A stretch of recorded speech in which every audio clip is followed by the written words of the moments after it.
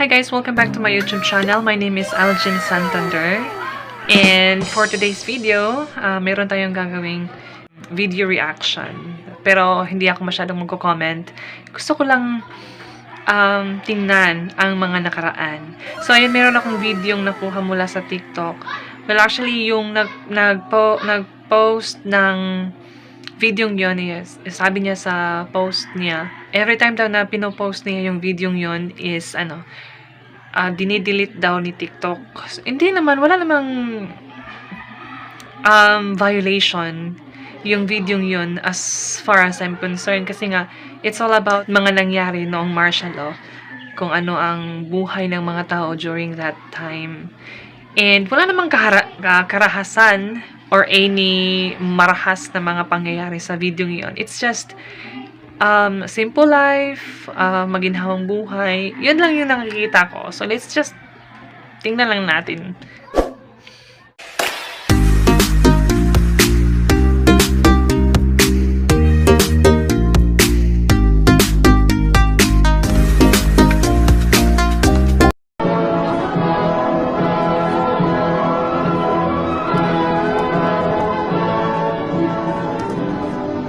The motive power for progress dwells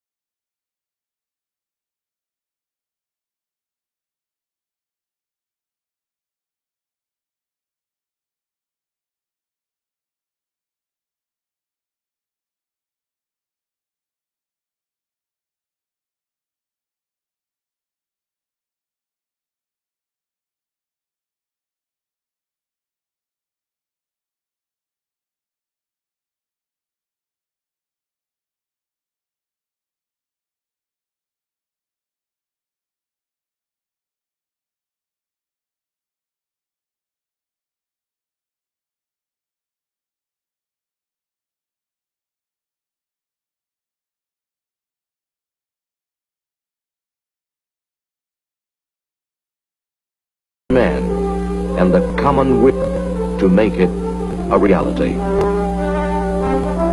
Martial history has demonstrated its need to create a new society. The achievements of the period attracted and gained respect as a peaceful means to revolutionize society, a developmental model that is instructive for the countries of the Third World. The massive drive for the restoration of political stability and social order. Martial law, the purging of service, with a consequent enlistment of technical and administrative into government service.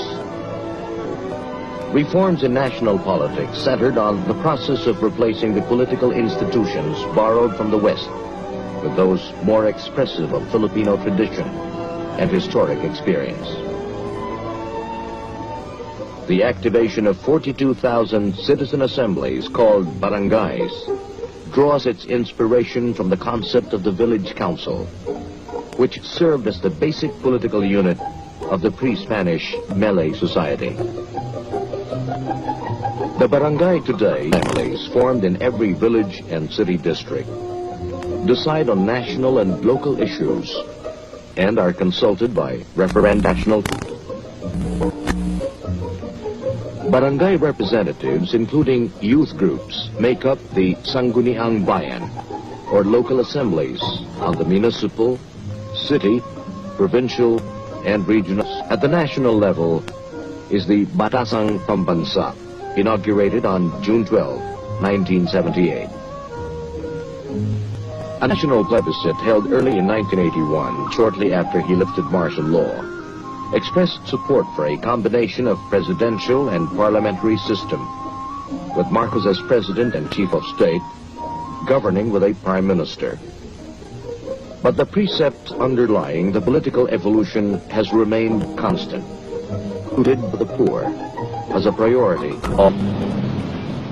Various measures in the last 8 years have done much to revitalize Philippine economy. The National Economic and Development Authority, NEDA, supplied the development efforts with a planning vehicle, which revamped a sluggish bureaucracy and stirred it into action. NEDA centralized control and designed specific policies to spur overall growth and development, with a goal to ensure every Filipino's sustenance, to attack the causes of underdevelopment at the roots, mass poverty, and mass deprivation. The period from 1972 saw a significant redirection in the Philippine import-export pattern. Exports and traditional trading partners has given way to diversification of goods and the opening of new markets.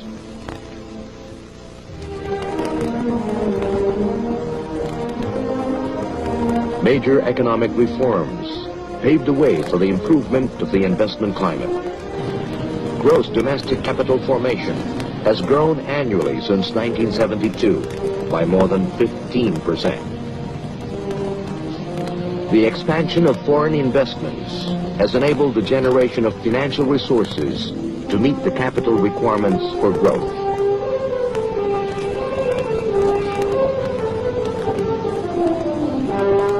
Economic policy has made foreign investment an instrument for progress, setting as priorities the numerous development projects designed to stimulate the economy's growth, as well as disperse industries in the rural areas, generate employment opportunities, encourage the growth of small and medium-scale industry.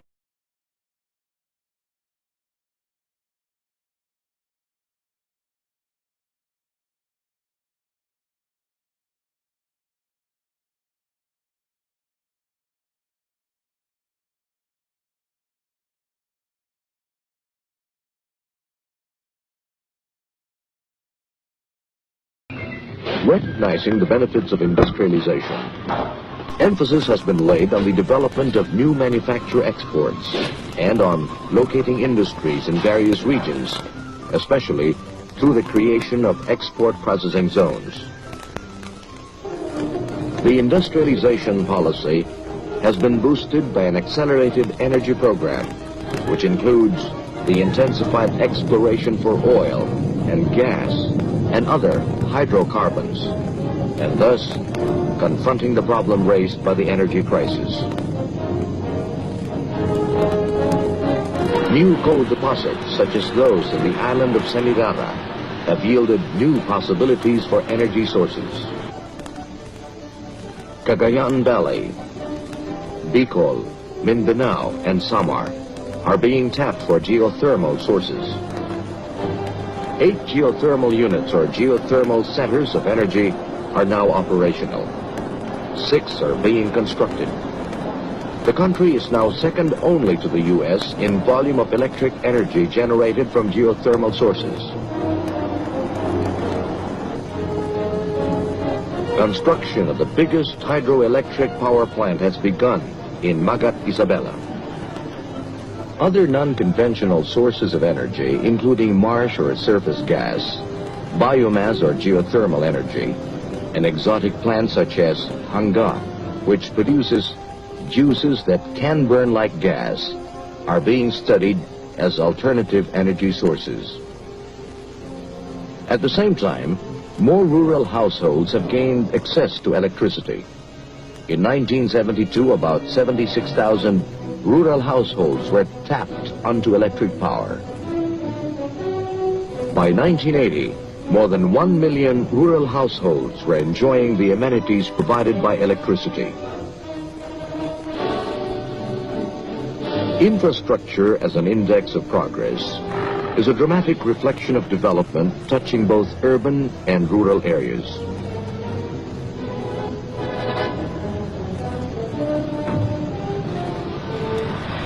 A network of highways, bridges, and ferries link the archipelago from north to south. Feeder roads link farmlands to marketplaces.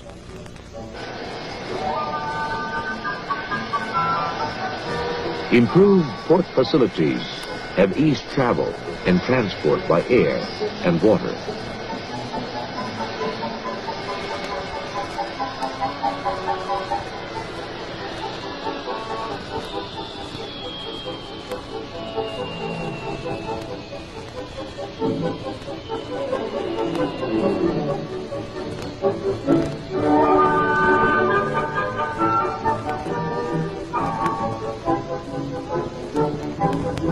Water control systems serve the flow of progress. Dams provide hydroelectric power and make fields more productive through irrigation. No single act of the Marcos presidency has had more far-reaching impact and popular acclaim than its decision on September 26, 1972, to declare the entire country a land reform area. In that decision, he terminated the enslavement of the poor tenant farmer to a bondage of centuries by granting him ownership of the land he tilled. Oh, 'di ba? So, anong masasabi nyo sa video yon? So, ayun lang. Credits na lang to the rightful owner sa video yon. And thank you sa pag-share doon. And thank you. And hopefully, supportahan niyo pa rin ako sa aking YouTube journey. Please subscribe my YouTube channel. Click the notification bell. Paki-share na rin po sa mga social media platforms. Charet. So, ayun. Thank you. Bye-bye.